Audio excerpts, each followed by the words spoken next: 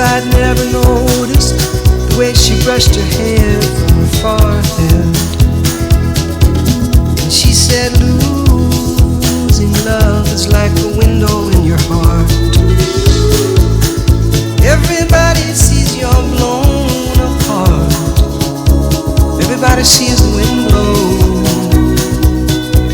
I'm going to Graceland, Memphis, Tennessee. I'm going to Graceland. Poor boys and pilgrims with families, and we are going to Graceland. Am I traveling companions, ghosts and empty sockets? I'm looking at ghosts and empties.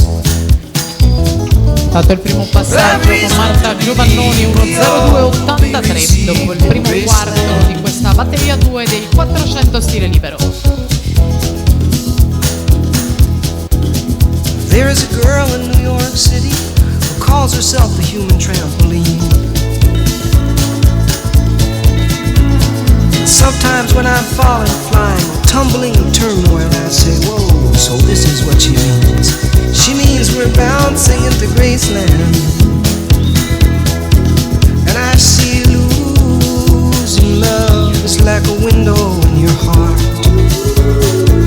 Well, everybody sees you're blown apart. Everybody feels the wind blow. Ooh, in Graceland, in Graceland. I'm going to Graceland. For reasons I cannot explain, there's some part of me wants to see Graceland. And I may be obliged to defend every love, every ending, or maybe there's no obligations now. Maybe I have a reason to believe we all will be received in Graceland.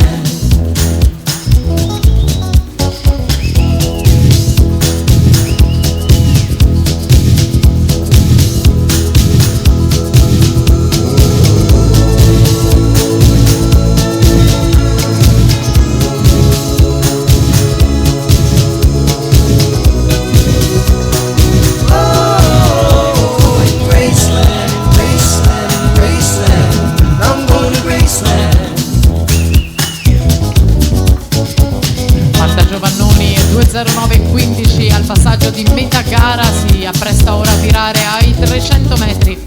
E lei leader incontrastata di questa seconda batteria prima delle ultime 4 vasche di gara. Per la terza batteria in programma Federica Avon, Gymnasium Pordenone in corsia 1, Giulia Compiani, Stradivari in 2, Aida Teran, Gorenica Radovlitza in terza corsia in lane 3. Corsia 4, la campionessa italiana di categoria del dorso già nazionale azzurra, argento e bronzo ai giochi del Mediterraneo, Margherita Panziera, Veneto Banca Montebelluna. Al suo fianco nazionale giovanile Vittoria Grotto, Veneto Banca Montebelluna in sesta corsia, Barbara Pozzo con Idros in 7, Giulia Brenda Bissauro in 8, Camilla Sofia Marangon, nuoto Vicenza Libertas.